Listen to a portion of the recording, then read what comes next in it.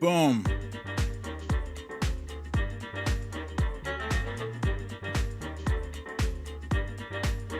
Oh.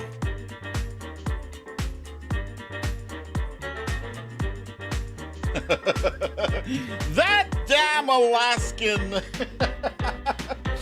Tina G. Kathleen Cross. Misha Oliver. Fox Hill Dreams. Nest from Connecticut. Chrissy M. Hugh Janus. Damn you, Matt. Cindy C. Punxsutawney Mo. Stella Baxter. Veronica Tello. Karen Purdy from Newton Falls, Ohio. The Trump Reaper. Julianne Gautier. And me, BDD in the Easy. Hey. Let's see, and Monique Lee is here. Scribble My Nibbles is here. Rose Cologne. Michelle Bookout. Dana X from South Jersey.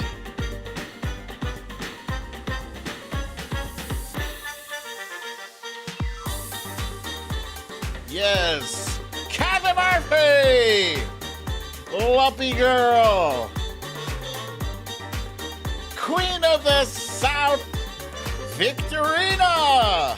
Samantha Hawkins. Mytal Cabelli. Valerie G.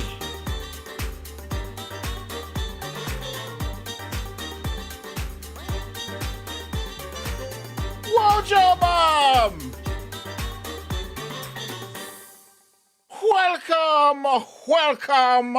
Welcome to another episode of Storytime with BDD.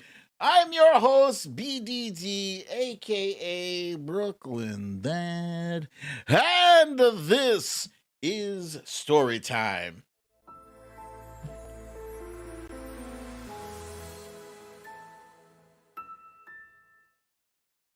All right. I see somebody says, Lumpy Girl says it's buffering. Welcome to you all. Happy Wednesday. Happy Hump Day. Chrissy M says, no wig Wednesday. I'll have to consider that. Yeah, I'll take that into consideration. And Gavin Rutherford is here as well. Welcome, Gavin. And Sylvia Correa. Asmila J. And that damn Alaskan says it's not buffering there. I'll take her word for it. All right, let's see what we have in store for today's show in what we like to call the stories of the day.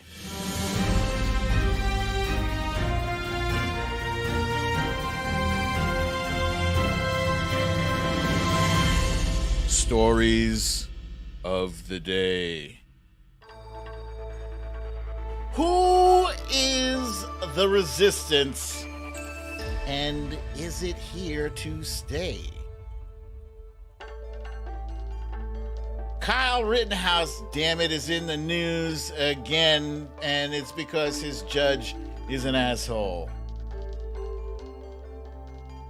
Billionaires, they should be paying taxes. Let's see if Congress can get that piece of legislation through. And our guessing game portion of the show brings us real life stranger than horror movie. Real life stranger than horror movie. Yes. Last but not least, in today's You Raggedy Bish is the crisis actor known as Senator KYRSTEN Sinema. It's a damn shame. Wait, what is happening? Wait. That's my jam, but we already did play that here. All right, let's see. Yeah, so welcome you guys. Let's jump right into this thing. I'm almost kind of on time today, so let's do that. Yeah, Joyce is in there, Veronica Tello, a whole lot of stuff is in there. That's going to be interesting. It's a little bit different from our usual guessing game. And I see I have a Enrique says describes himself as the Mexican blind resistor. What's up? What's up, Enrique? Happy to have you here. Eagle Star 747. Paula Freitas is here as well, as is watcher Soko. Cha Cha is here. Matt Gutierrez. Oh, that's Tina G's son. What up, Matt from Albuquerque? Glad to have you here. Okay. Jen Murphy has joined us. The gang's all here. There's Wilbur McCarthy, Patricia Puez. Nice, nice. All right, let's get started with our random stuff. Winnie BG in the heezy. What up? What up? Okay. So my foray into the Apple TV shows it continues because I'm always looking for something good to watch, and this hit me right up my alley. It's called Invasion, and it's about the invasion of Earth by aliens. Yeah. And it is portrayed through the eyes of 5 different people, kind of scattered all across the globe. I think in Afghanistan and in Japan and in the Midwest, kind of just all of Long Island. Long Island is in there. It's represented. Yeah, and it's interesting. It's a very interesting depiction of Veronica Tello asked if it's a caravan. Actually, no, it's like a real alien from space invasion. And I've actually only gotten a brief glimpse of the alien thus far, but it's good. I'm 3 episodes in. The new episode is coming out on Friday. Okay, still buffering, still buffering.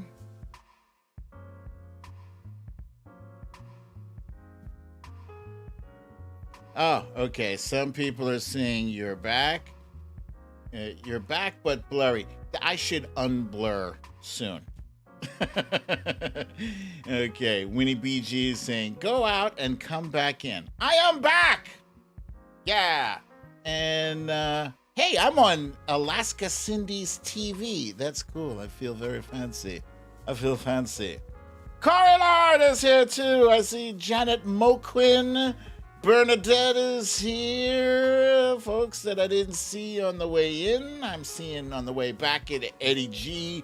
Yes, Tracy M. The whole gang is here. Lee Saunders. I see you guys. I see you. Okay, good. So basically, I was just saying I love conspiracy theories, aliens, and apocalyptic drama. So this show hits the sweet spot. All 3 of those hits all of them. Checks all the boxes. Dune Part 2 has been confirmed. I know I talked this up a little bit the other day. This is the movie that was just recently released by Warner Brothers and aired immediately on HBO. And now, hey, Matt from Albuquerque, thank you, my friend. There's a nice little donation from my friend. Thank you, buddy. I appreciate it.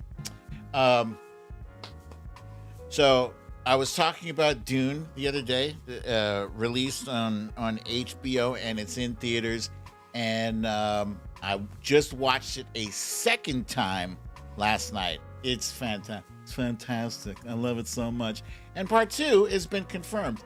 You might think, well, of course, it's, of course. But no, there's no of course. People create things all the time with only 1 season, then it gets canceled, and you're like, but what happened next? Sticky taco!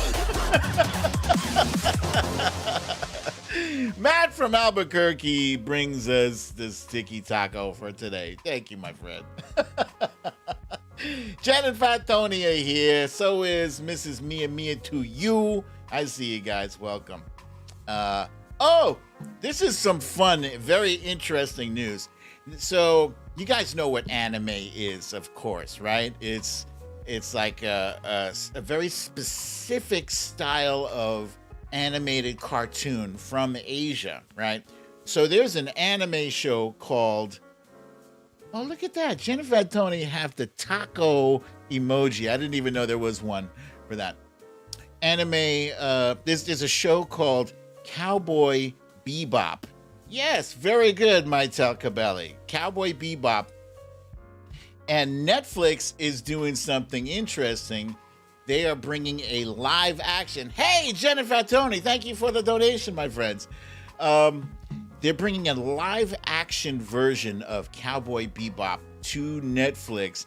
And it looks very, very interesting. I've seen the trailers, 1 or 2 trailers for this show. Really, really good. This is coming out December 19th, I believe is the date. No, November 19th. That's even better. It's even better. I love it so much. And it looks like this is one of those adaptations where they pay attention to their fans and they show some iconic scenes that were rendered in the anime version. They replicate them in the real life one. So this looks it looks fun and goofy and cool. So I'm going to check it out. Last night I posted, I'm all about the TV. That's it. I love my TV shows, especially old ones. And anyway, I'm already up to date on Seinfeld. On Friends, I've watched actually twice. Right? I went from not watching Friends until I was 53 to having now watched it twice. And now this one, The Big Bang Theory, I've watched, or I'm still watching. And It's Always Sunny in Philadelphia. I don't talk about that one that much on the show, but that last one, Sunny in Philadelphia, it's like as if the cast of Seinfeld was on meth. That's the only way I can explain it. These people are crazy. It's a very, very, very funny show. Anyway, last night I asked a question. I said, 4 comedy shows, you can only keep 3. 1 show gotta go. Right? And so what I learned from asking that question is people cannot follow instructions. They can't. Because I said you could only keep 1. So, of course, I got hundreds of responses, people saying, lose all of them. That's not the instructions. It's only 1. To keep Seinfeld only. Again, that's not what I asked. I will donate mine to whomever. What? I wasn't asking for a TV show donation. What? I've never seen Sunny, so that one. So anyway, it turns out that when I woke up this morning, Big Bang Theory was trending on Twitter, and Always Sunny were trending on Twitter. So, but for very different reasons. Sure, a lot of people said, get rid of the Big Bang Theory. But also, a lot of people stepped up and said, Big Bang Theory is underrated and blah, blah, blah. Always Sunny is trending primarily, as far as I could tell, is because most people hadn't seen it. Those who had seen it said it's a great show. And in fact, they opted to keep that and get rid of Big Bang Theory. So this was a fun little social experiment. We all watch way too much TV. And it's a good thing. It's a good thing we don't have to get rid of any of them because they're all available basically in some form or another to stream either on Netflix or Hulu or HBO, whatever. I enjoy the Big Bang Theory. I think the comedy is very intelligent. I feel like when I watch Big Bang Theory and Sheldon goes into one of his, as a matter of fact, one of his little seminars, I learned from like the most obnoxious character on the show. So I like it. Give her, take it for what it's worth. Let's see. Do I have anything else? No, that's it for the random stuffs. Boom. I see quite a few Big Bang Theory fans here in the audience. Yeah, I'm in the middle of season 8 so far. Can I do the opening song now? Oh, to the Big Bang Theory. You know what? I skip it. I skip it. It's what do you call it? It's the Bare Naked Ladies song, which I used to love. Fun fact: I used to love Bare Naked Ladies in the late '90s, early 2000s. They were fantastic. Loved them so much. All right, next up, let's jump into our quick hits. Yeah, yeah. Yeah, you son of a bee. There's some funny shit about him coming out in the news just about every day. I mean, he's gone, but he's not gone. And we're going to touch on some of that stuff today, too. Valerie G says she liked Bob Newhart on Big Bang. Yeah, he was Captain something. He was like a TV scientist, kind of like Bill Nye. Okay, quick hits. Yeah, so Kyle Rittenhouse is about to go on trial. Right now, they're going through the jury selection process. But the judge overseeing this trial, Judge Bruce Schroeder, has said that the prosecution cannot use the word victim or even alleged victim. Dr. Proctor cannot use the words victim or even alleged victim to describe the victims, the people that Kyle Rittenhouse murdered. And in fact, the defense can use the words rioter, looter, or arsonist to describe the victim.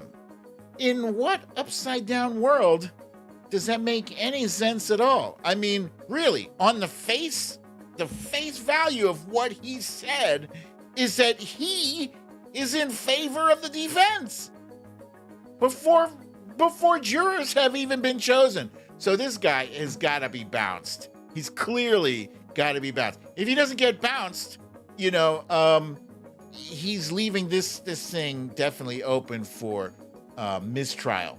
I'm guessing mistrial. I'm not a lawyer, but that shit can't stand. That is ridiculous. Ridiculous. It seems like the verdict is already baked in. If he remains the judge, Kyle Rittenhouse will be found not guilty. Guaranteed. Guaranteed. For some reason, the Alec Baldwin accidental shooting is still in the news today, like all day. A lot. Not much has changed in this story, except we've learned that that there was in fact a live round in the gun that Alec Baldwin used, despite the fact that the prop manager told him that it was a cold gun. On the movie set, they have two different statuses for prop guns. And the prop guns, by the way, are all real guns. The only difference is whether they are live or hot, whether they have actual live ammo, or if they're cold, which means they have a blank or they're empty. So the manager said it was a cold gun, but it in fact had live rounds, because we're learning that some of the staff were using these guns to go and shoot cans in the back. Unreal. So it does look like Alec Baldwin might be liable, at least in a civil court for damages, or not him personally, but his production company. He is a producer on, for that movie, Rust. His production company was involved in that. So his production company will be sued, or his insurance, whatever. That's the deal with that. Congress is trying their best, their damnedest to wrangle some kind of infrastructure deal ahead of President Biden's trip abroad, so that he can show the other kids, the other cool kids, hey, see, look, I got something for infrastructure. He wants to have something to go and brag about. But there are some snags. There's some snags that are holding the process up. Primarily, it's progressives. There are about 40 progressives that do not want to vote on the main infrastructure deal, the smaller one, until a vote is held on the bigger one, which I agree with. I agree with them 1,000,000,000%. One of the initiatives that is being held up is how are they going to pay for this, right? And one of the ways they want to pay for it, hey, Jamie from Wisconsin, I see ya. She says, hey, hi from Arizona. Are you in Arizona, Jamie from Wisconsin? Yeah, so how they plan to pay for it, in part, is by getting billionaires to chip in their fair share, because over the years, we know these guys on the screen right now, many years have gone by, they have not paid one dime in taxes, and that is insane. That's a sin. All of us working our fingers to the bone, busting our asses, and these guys, they pay nothing in taxes. That is insane. So that's what's happening with that. I hope they get them to pay. It's time. They're not going to miss it. One of these guys, I think it was Elon Musk, earned $36 billion in a day. It was like a day or two ago. $36 billion. It's insane. So I hope they stand their ground. I don't care. The deadline is an arbitrary deadline. He doesn't need to have something. It would be nice if he did have something to go, but it's not necessary. Get this shit done right. You know what? We spent 4 years watching the Trump administration promise, here's another infrastructure week. If we had 4 different infrastructure weeks, not one infrastructure bill was passed during that whole 4 years. So you know what? If we have to wait a little longer, so be it. Get it done right. Last but not least, Spanky McDumbass is in the news again today because he is now blaming Bill Barr and Mark Zuckerberg for stealing Pennsylvania for him.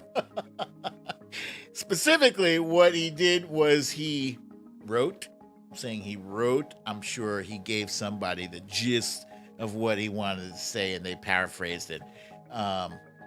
But yeah, there was the Wall Street Journal had published something back on Monday that correctly said that President Biden beat Trump by 80,000 votes in Pennsylvania, and he couldn't stand this. He could not abide by this. So he said, Attorney General Bill Barr ordered U.S. Attorney Bill McSwain to stand down and not investigate election irregularities.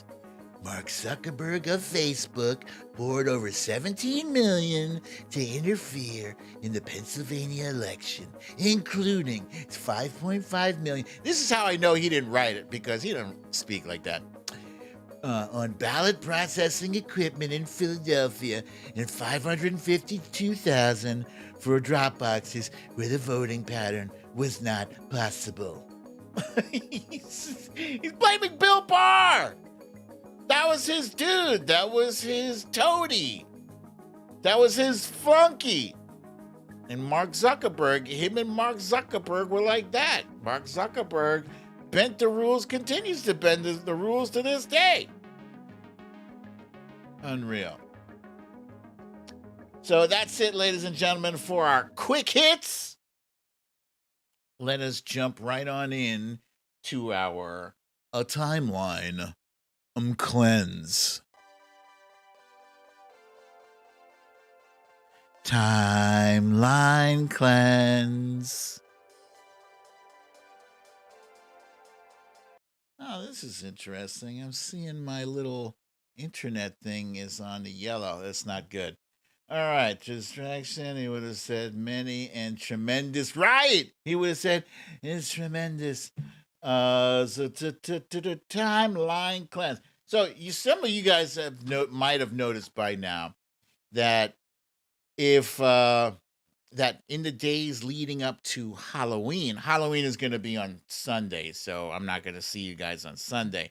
But some of you may have noticed that some of my features on the show tend to be Halloween related. I'm in the spirit of Halloween. I like all things spooky around this time of year. And Timeline Cleanse is no different. This first one, I will just say that this mask is rough.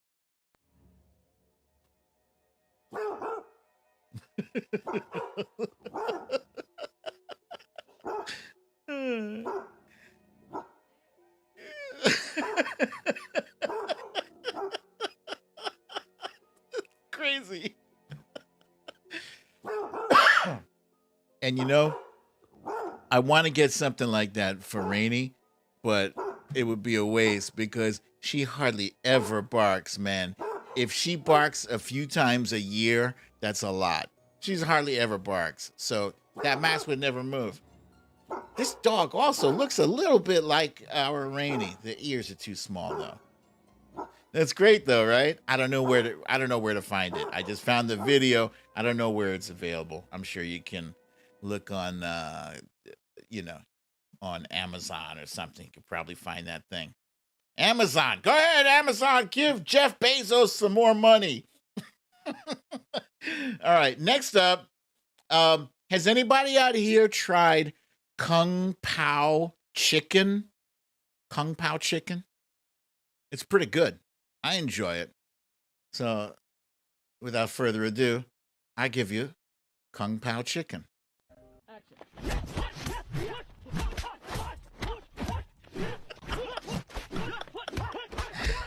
Monkey style. Chicken style.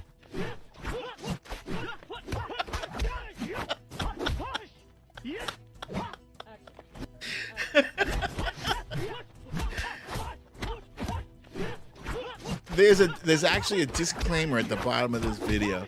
It says, this video may contain disturbing content. Viewer discretion is advised. Hoit, hoit, hoit, hoit, hoit, hoit, hoit, hoit, hoit.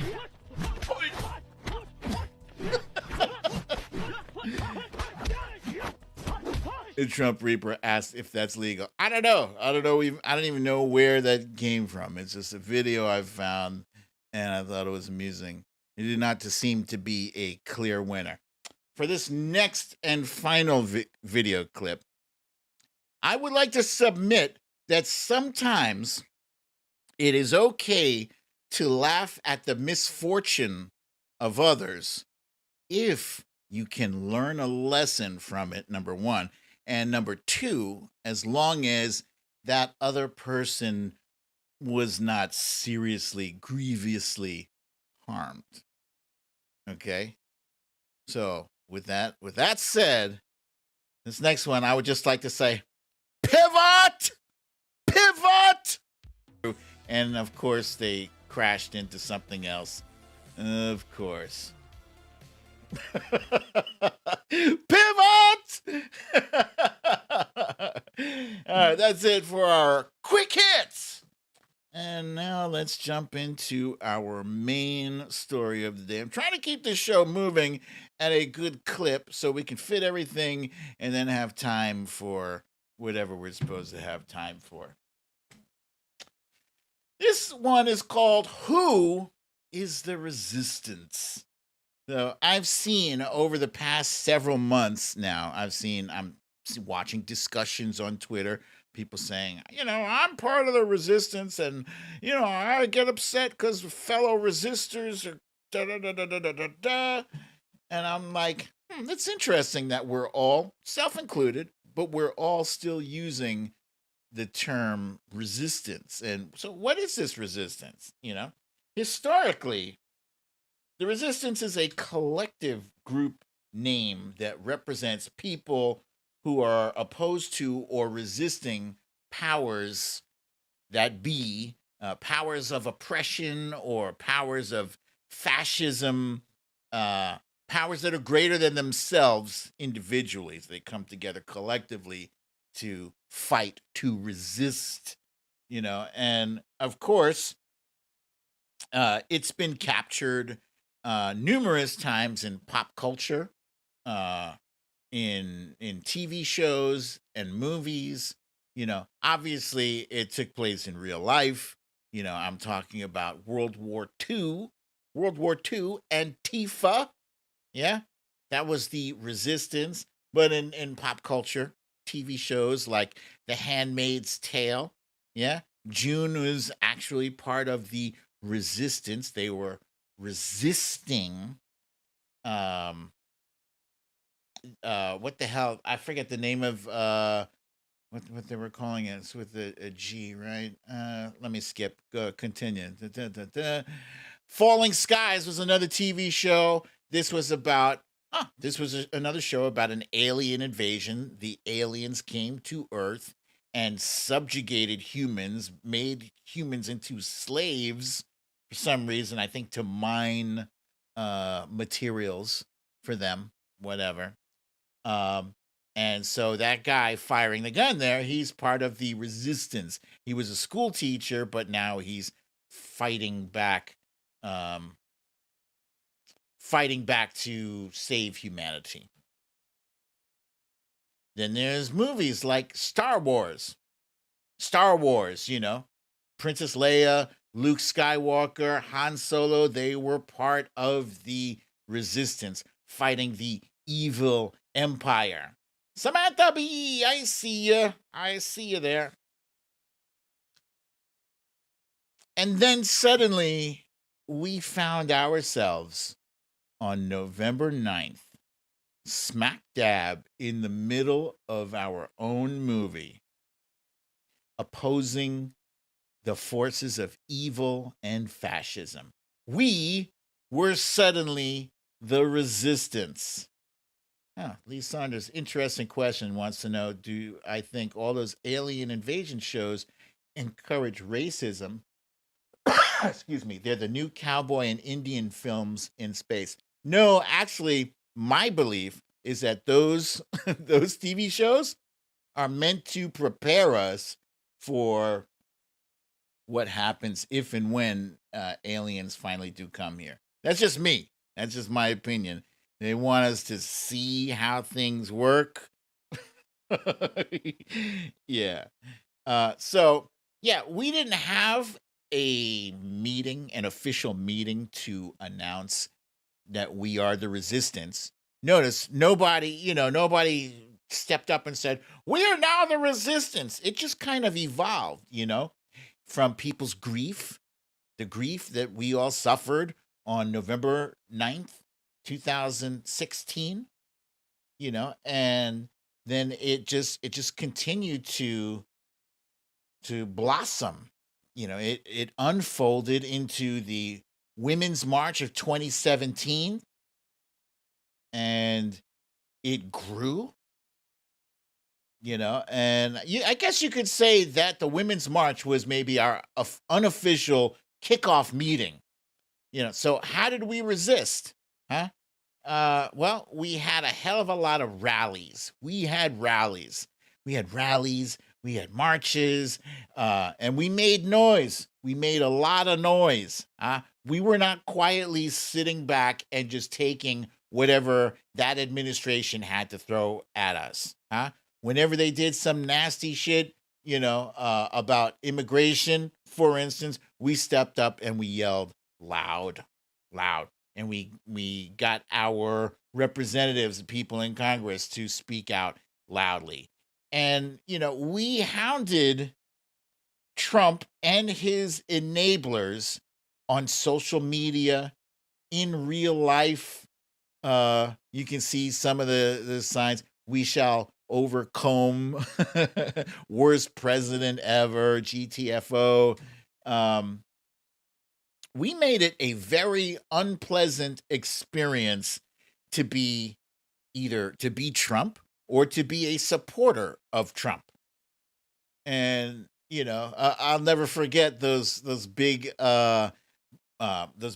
Trump baby balloons. Those are hilarious, And even the English, even Britain got in on the fun. They had one of them waiting for him when he went over to England. That was fantastic. Hey, even some Republicans got in on the action, huh? Even some Republicans were like, you know what? Yeah, I'm Republican, but this guy does not represent me, not whatsoever. Look at this billboard. I'm a Christian. I'm a Republican. I'm for Biden. Hmm? Hmm? So even some Republicans, hey, Solid Blue Sister, I see you there. Welcome. Even some Republicans got in on the resistance. Yeah. And we welcomed them because we're like, the more the merrier. The enemy of my enemy is my friend. Samantha B just literally wrote that about the Lincoln Project. Yes. Yes. And then, just like that, we won. Huh? We won. We won just almost a year ago. Almost a year ago. We won. We excuse me. We won. Yeah. And suddenly we found ourselves on the other side of the equation. We were the winners, taking a victory lap, spiking the football, making up for all that time, all those annoying Trumpers telling us, you lost, we won, you lost, get over it. We got to rub it in a little bit. Nothing wrong with that. I made this meme, I think, the day we found out. I think it was November 7th. Was it that Saturday? I made this meme. It's Joe's your president o'clock. Yeah, but I mean, so that's not resisting. That's just rubbing it in, which I'm cool with. But now, all of a sudden, you turn and you look around, and there's billboards going up saying, "Don't blame Trump. You are stuck with these two shitheads." And it's got a picture of Joe Biden and Kamala Harris on top of poop emojis. That's not nice. Well, granted, turnabout is fair play. Okay, sure, fine. Now we're seeing signs like, Biden is not my president. Oh my God. So what? Are, are these guys are these guys the resistance now? No. No, because hear me out.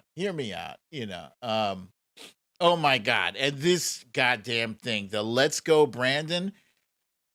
I don't know if you guys are privy to this phenomenon that's happening. It's not really a phenomenon. There was a NASCAR race happening, and somebody was being interviewed live. And in the background, while this thing is being broadcast live, in the background, people in the crowd were saying, fuck Joe Biden. Yeah. And the woman who's doing the interviewing, she can't say that on TV. So she's like, it sounds like they're saying, let's go, Brandon. She didn't cover it very well. She could have just been honest and said, it sounds like they're using an expletive to denigrate our president, whatever. But no, she went with, let's go, Brandon. And so the right They're like, you see that? It's a conspiracy to silence our voices of discontent. And now let's go Brandon a national thing. It's a movement. Seriously. They're making t-shirts and hats, and it's stupid. I mean, what has President Biden done since being in office? Has he handed billions of dollars in tax breaks to the rich? No, he's trying to take money away from the rich. He's handed out checks to people, real checks that are helping real people. Child tax credits are helping real people. He's gotten hundreds of millions of people vaccinated, trying to drag these idiots kicking and screaming against their will to save their own damn lives. That's what he's been busy doing. He's trying to put the United States back on track to help cut back on the climate change thing that is happening right now, that's threatening our planet and threatening the existence of our kids and our grandkids. That's what he's doing. So are you guys resisting? You're only resisting common sense.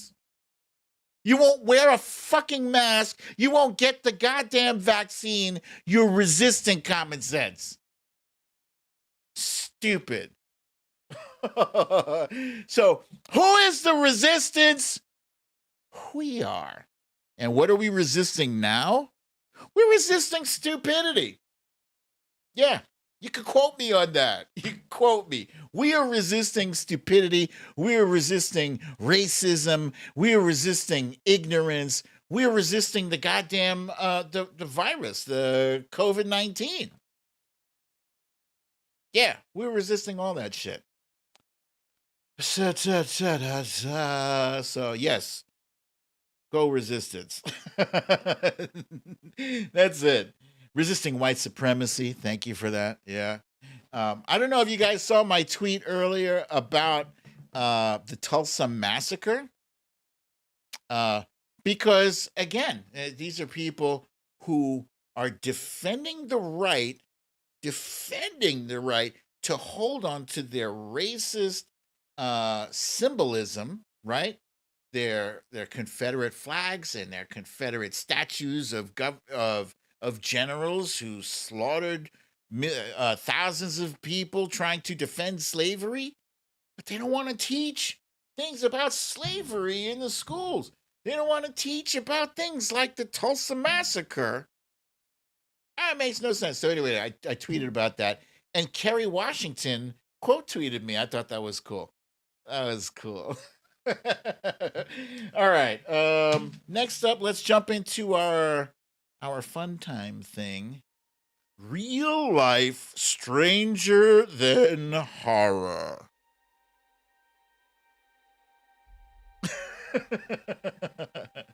So, what is this one about? This one is slightly different, okay? When I say I'm going to read off the first 5 names, I'm sticking to it. The reason is it's going to be a little different. When you guess what movie it is that I'm showing you a picture of, and it's not going to be hard. It's not going to be hard at all. Most of them are going to be pretty easy.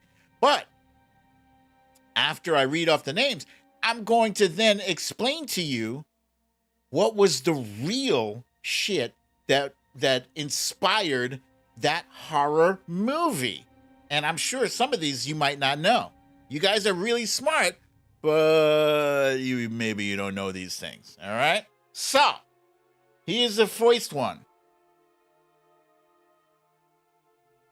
What a scary movie is this? Watch Ahsoka doesn't believe me. Watch. 5. I said 5, right? I'm reading 5. Watch Ahsoka does not believe me. Okay. So, I was looking for 5. I was looking for The Exorcist, right? That's the name of this movie. And the first 5 are Cha-Cha, Sylvia Correa, Scribble My Dibbles, Jed Murphy, and Michelle Bookout. There we go. Now, that's it. That's 5. You proud of me? I did it. So, The Exorcist is often referred to as the scariest horror movie in history, and it's based off of a true story. Well, it's actually based off of a 1971 book of the same name by William Peter Blatty. He was a producer and screenwriter. But the book is based on the exorcism of somebody named Roland Doe. Roland Doe. Doe was the pseudonym given to a young boy who, in the 1940s, was visited by several priests attempting to cure him of an alleged demonic possession. He reportedly spoke in a gravelly voice and was blamed for furniture and objects mysteriously moving or flying around the room. Lee Saunders, I don't believe you said it didn't scare you. What? What? Rewatch that movie. It's scary. It still is. I saw it 10 times. Still scary. During 2 separate exorcisms, the boy also became violent, breaking the nose of one priest and slipping out of one of his arm restraints, sticking his arm into his mattress, breaking a metal spring, and stabbing a different priest with the sharp object. The Exorcist. Next up. Next, we have this one. What? Trump Reaper said Captain Howdy is the scariest part. Yeah, those imaginary characters, they creep me out a bit. I need the name of the movie. And yes, okay, I'm seeing quite a few answers here. We're looking for the Texas Chainsaw Massacre. And who do we have here? We got Maital Cabelli, Jen Murphy, Eddie G, Cha-Cha, Cindy C, Sylvia Correa. I don't know if that was 5 or 6, but I'm sticking to it.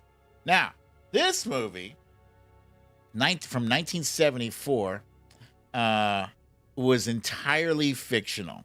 But some elements of the movie were inspired by a notorious 1950s Wisconsin murderer, Ed Gein.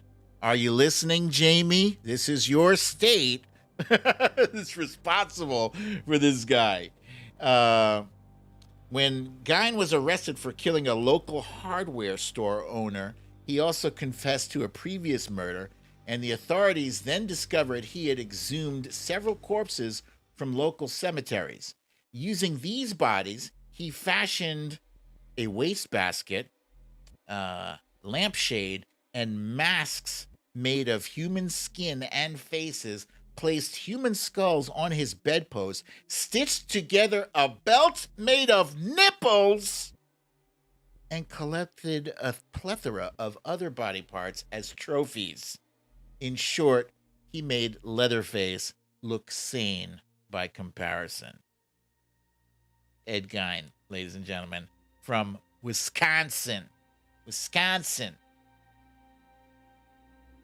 Next movie on the screen right now. You know what it is. It's just a matter of how quickly can you type it and hit send.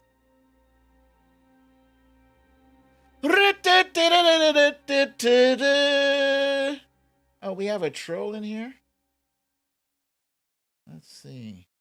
Not for long. By the time I see his comment, he'll be gone. I'm not even going to say his name. I'm going to rob him of the joy of hearing his own name read out online. Poor. Oh, it's just a Trump 2024. Okay. Anyway, Jaws. We were looking for Jaws, and let's see. I got a whole lot of you. At the top here, we got Lee Saunders, Maital Cabelli, Cha-Cha, Sylvia Correa, 1, 2, 3, 4, and Cindy C. You see, I'm sticking to it. Now, this epic monster movie, Jaws, was based on Peter Benchley's 1974 book of the same name, which wasn't inspired by any specific shark attack, but instead the exploits of shark fisherman Frank Mundus. That's him on the screen right there. Captain Quint, that was Robert Shaw of Jaws, was allegedly modeled after the Long Island native, even though Benchley denies this fact. However, Shaw personally confirmed the tie between Mundus and his character, and Mundus's friends and family have no doubts about what they deem an obvious connection. Okay? Okay, the guy was real. The real guy. Just changed the name. Next movie coming right up. Oh, this one maybe not so easy, I think. This one may be a little challenging. Maybe.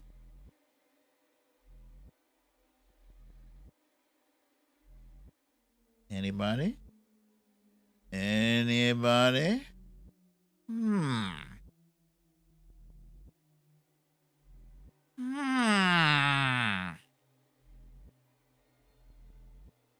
I see some guesses here. Okay, we're looking for The Hills Have Eyes. And who do I have here at the top? Excuse me. I have Eddie G, Tracy M, Cha-Cha, La Ta Ta Ta Ta, Julianne Gautier, Asmilla J. Okay, so no one knows for sure if the legend of Sawney Bean is a true story. So Sawney Bean is on the left here. But according to folklore, Bean was the leader of a 48-person clan in 16th century Scotland that kidnapped, that's you, Gavin Rutherford, kidnapped, killed, and ate more than 1,000 people. 1,000 people ate. During the search for the mysterious murderers, locals lynched numerous innocent people, and upon capturing Bean, they brutally executed him and his followers. This tale of a cannibalistic clan that turned normal people into savages on both sides of the law was the inspiration for The Hills Have Eyes, the 1977 horror film written, directed, and edited by Wes Craven. A remake was released in 2006 along with a sequel in 2007, but neither could stand up to the original. Punxsutawney Mo says that was one hell of a barbecue. Yikes. All right, next one on the screen as we speak. Here we go. What is this one? Give me the name of this movie. This one.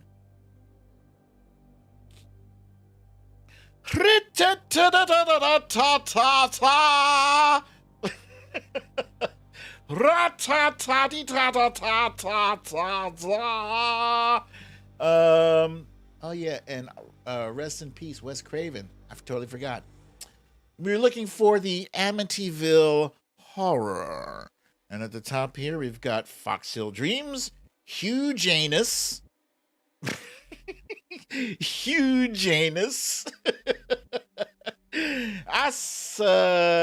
Veronica Tello, Scribble My Dibbles, and Eddie G. Okay, now, as scary as it is, the basic premise of 1979's The Amityville Horror is absolutely true. Ronald DeFeo Jr. really did shoot and kill all 6 members of his family in a Dutch colonial house in Amityville, New York, and the home was later occupied by the Lutz family. The Lutzes allegedly experienced much of the phenomena portrayed in the film and the supposed nonfiction book by Jay Anson on which it was based, including Swarms of flies inside the house out of season, vivid nightmares of the murders, cold spots, mysterious smells and noises, and the fact that George Lutz would unintentionally wake up every morning at 3:15, which he later found out was the time the murders took place. And yes, the Lutz family really did flee the house without their possessions, never to return. Get out! Get out! All right, next up. This one might be a little tricky. This one, I don't know if if anybody will get this one. Actually,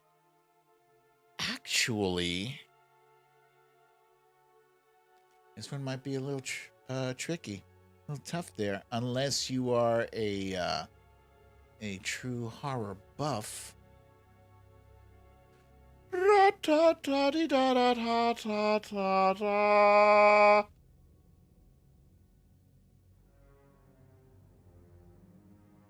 Okay.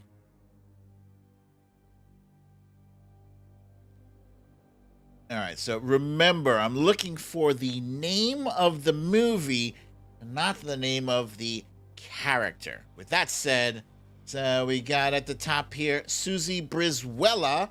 We're looking for Nightmare on Elm Street. And at the top, we got Susie Brizuela, Nigel Pratt Mills. Eddie G, Nigel Pratt Mills. Karen, you're so close. You said Nightmare on 9th. Where'd you get 9th Street? Wilbur McCarthy gets the other half point of credit for that. Watcher Soko, Sylvia Correa, the Trump Reaper. There you go. Well, I think that's 6 or 7. All right. Now, this, a little bit more complicated. The character of Freddy Krueger was entirely an invention of writer and director Wes Craven, R.I.P., as was the teen-centric aspect of the film. But the fear and possibility of dying in one's sleep due to terrifying nightmares, that is unfortunately a very real thing. In the 1970s, a group of Southeast Asian genocide refugees in the U.S. suffered from such vivid night terrors that some refused to sleep. A few who eventually fell asleep died during their slumber despite being otherwise healthy. The condition was first dubbed Asian Death Syndrome, but was later called Sudden Unexplained Death Syndrome or Brugada Syndrome, and it was Craven's inspiration for his now famous, uber-popular horror franchise. Next up, here's the next movie coming right at you.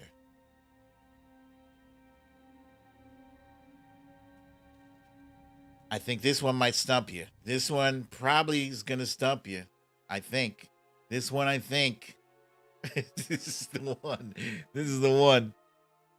Yeah, that is interesting, as Smila J. Yeah, I didn't know that. The only reason I know it now is because I'm doing research for the show. Yeah, this one was not a big major movie. But I guarantee you have come across this in the video stores. Nope, I got nobody. I got stumped everybody. That's good. This one, we're looking for Henry, Portrait of a Serial Killer. This is a very interesting story.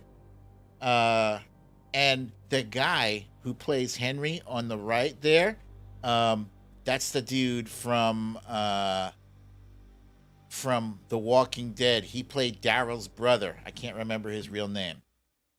Anyway, at the time of its release in 1986, Henry, Portrait of a Serial Killer, caught a lot of heat. It was slapped with an X rating, mostly due to excessive violence, but it also received general acclaim from critics. Oh, that's right. He was in Guardians of the Galaxy too. That's right. Um, Michael Rooker, that's his name. God damn it. So Michael Rooker played Henry, and he was a character loosely based on real-life serial killer Henry Lee Lucas. Henry's cohort in the film Otis was also inspired by an actual person, Otis Toole. To be clear, this is in no way a biopic about Lucas and doesn't claim to be, but that didn't matter to audiences. Although the box office numbers were low, Henry, Portrait of a Serial Killer, was well received, especially considering its insanely modest budget of just $110,000. Next movie on the screen right now. Go. Go. Go. Get out.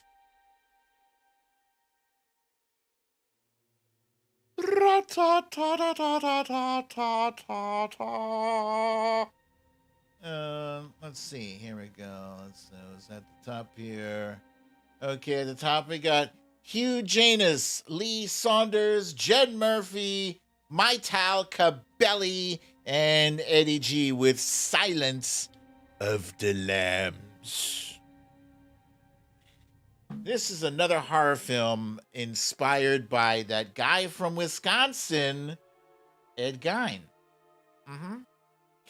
This time, the creepy killer was the source behind Buffalo Bill, a.k.a. Jamie Gum, this serial killer sought by Clarice Starling, Jodie Foster, in 1991's The Silence of the Lambs, often cited as one of the greatest films of all time. Wow! In the film and the 1988 novel on which it was based, Bill's targets were strictly overweight women because he aimed to make a woman's suit out of skin for himself to wear. This was also a goal of Gein, who wanted to become his deceased mother through similar means. However, Bill was also based on numerous other famous killers, including Jerry Brudos, Ted Bundy, Gary M. Heidnik, Edmund Kemper, and Gary Ridgway.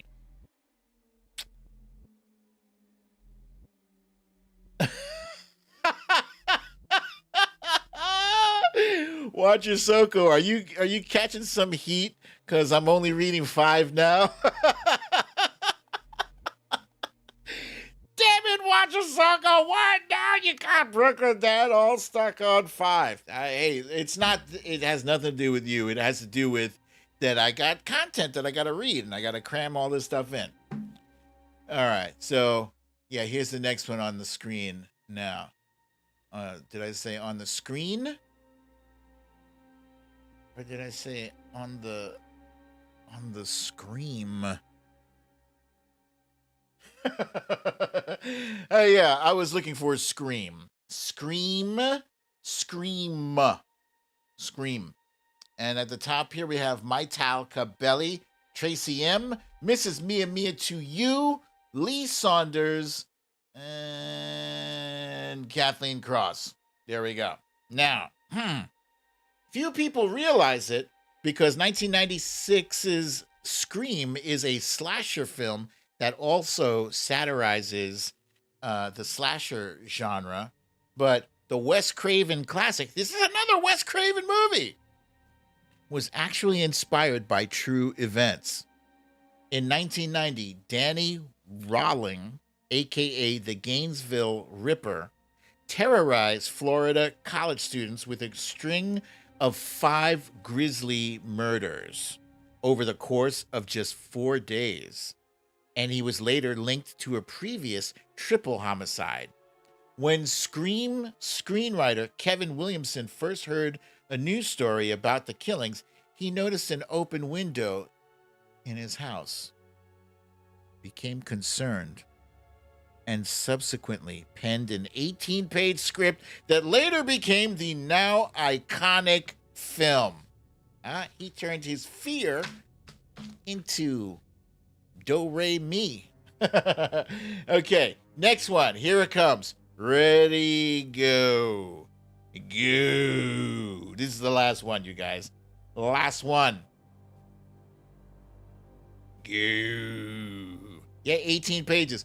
Yeah, Lee, these horror movies, they ain't really made up of much. You know, it's not much to them. There's a lot of jump scares. Uh and scary music, you know, really, they're flimsy. The whole premise of these movies, very flimsy. You don't even need a script for most of them. They're horrible. The good ones are more than 18 pages, I'm sure.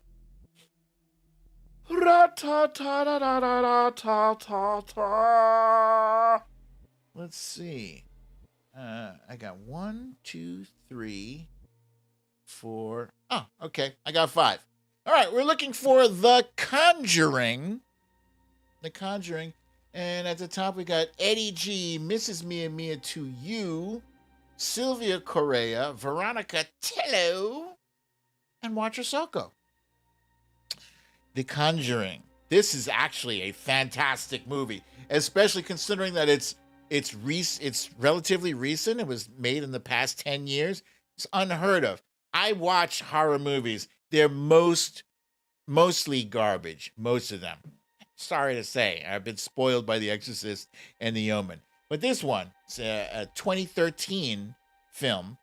Audiences were formally introduced to Ed and Lorraine Warren, real paranormal investigators portrayed in The Conjuring series by Patrick Wilson and Vera Farmiga. The first movie in a 5-film franchise, The Conjuring focuses on the supposed real-life haunting of the Perron family's Rhode Island farmhouse back in the 1970s. The $20 million film slew at the box office to the tune of $319 million and led to an equally successful sequel. Yeah, it's a good movie. It's really good. I'm not surprised that it made so much money. And that, ladies and gentlemen, is that for our pseudo spooky guessing game. It wasn't really that spooky, but it was interesting. I did learn something. I hope you guys did too.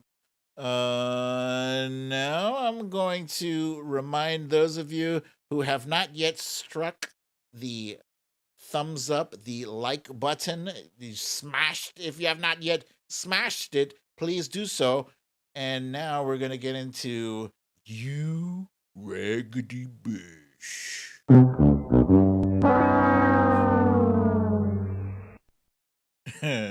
You Raggedy Bush. And today's You Raggedy Bush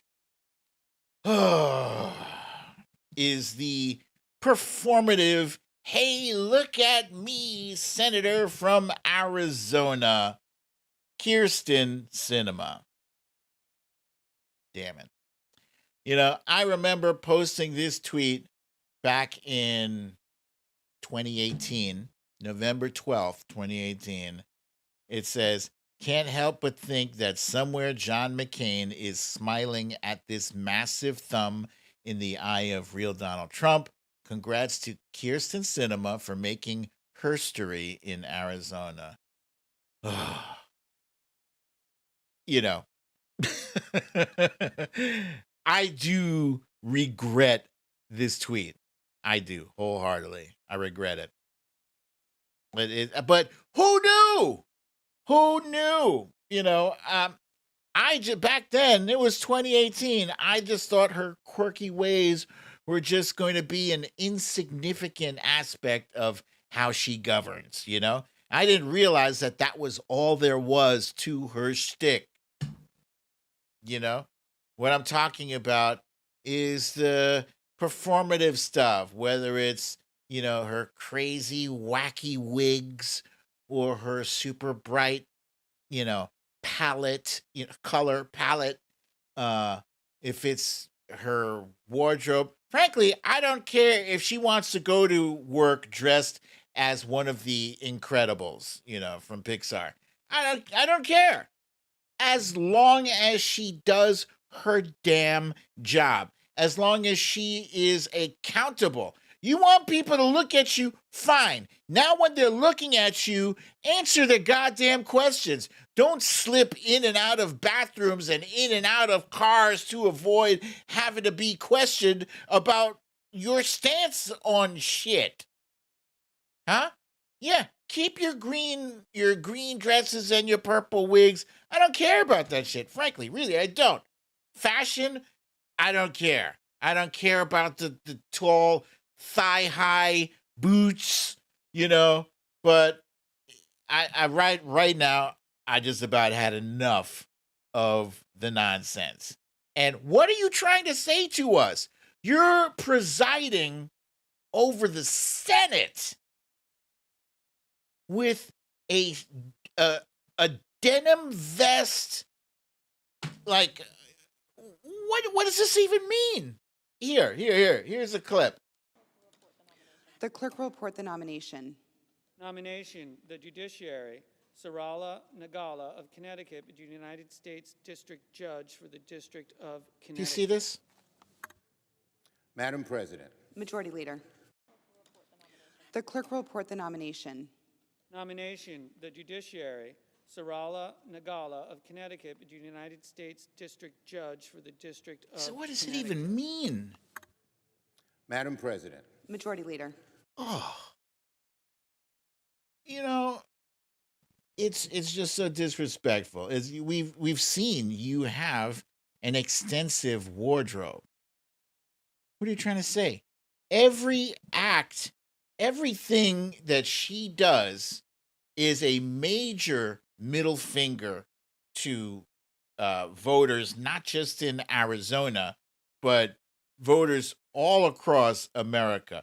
From the moment she put this fuck off ring on her finger and then posted that on her Instagram, it's like, yo, what are you trying to prove? Because it's one thing if you want to be quirky and wear these wacky rings and wigs and shit like that, but you get the job done. You bring home the bacon. You answer to your voters, to your constituents. Huh? You add something to the conversation. You help bring the billionaires to bear. And, but no, she's bought and paid for it, and she doesn't even want to explain it. She doesn't want to even explain it. She doesn't feel like she has to. She doesn't owe anything in her mind. She doesn't owe anything to anyone. So it's my sincere hope when she's up for re-election in 2024 that she is obliterated by, she absolutely should be primaried, and you should make a lesson out of her. She should lose by historic amounts. Raggedy bitch.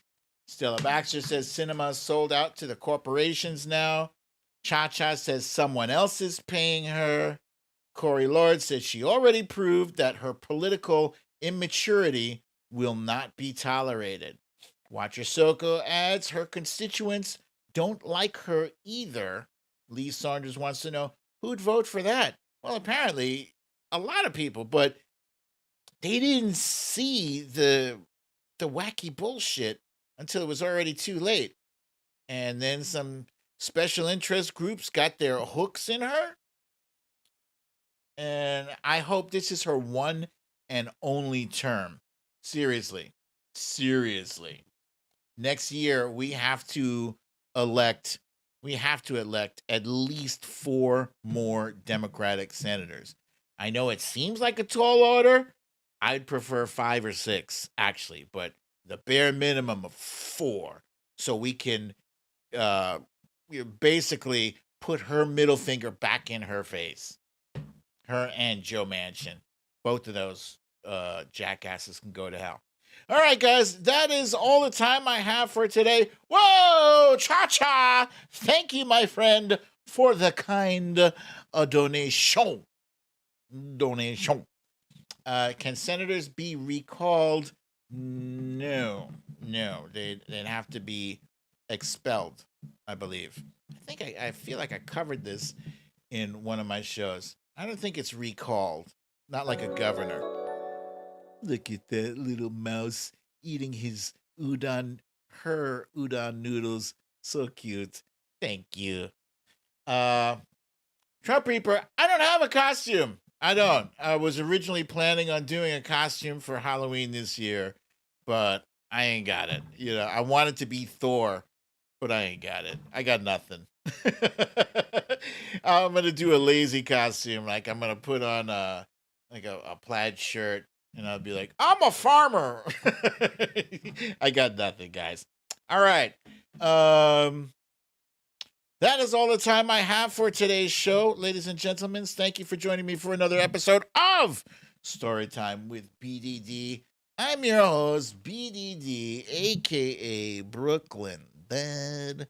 And if you got to go out tonight, please make sure, if you haven't already done so, make sure you get yourself a shot, a vaccine, wear a mask, keep your social distance 6 feet or better,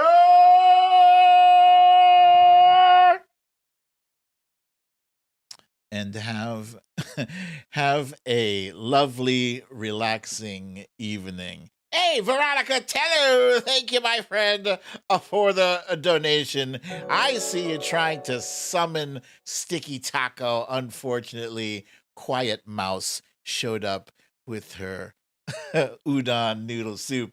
But yes, I will, as you guys know, I won't be here tomorrow. I will be back on Friday. With some more Halloween stuff. Yeah? Already planning for Friday with some Halloween stuff and whatever. So, I'll be here Friday. Same time, same place. I love you all. Peace.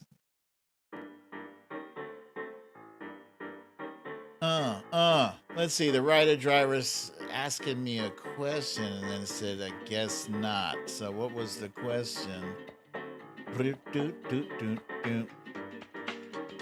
Boom.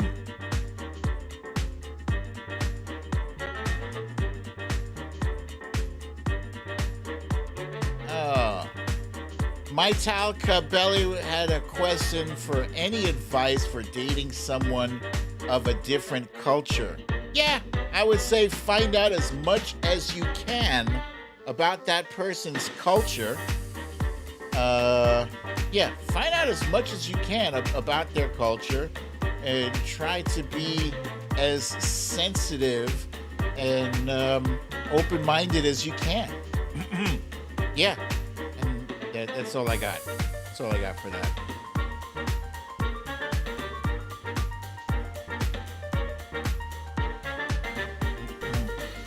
Wilbur McCarthy wanted to know if I saw all of the disrespectful Republicans accusing Garland of being controlled. Yeah, I saw that.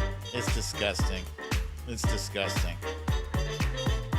that's all they have. That's all they have is outrage, fake outrage, and disgusting, because they can't defend their own actions, so they gotta try to make it look like everybody else is messed up.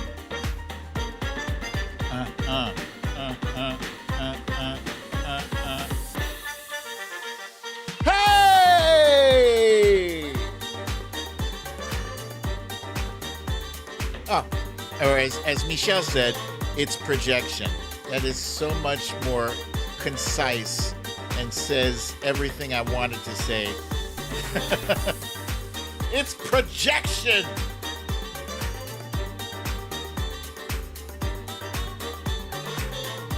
That damn Alaskan!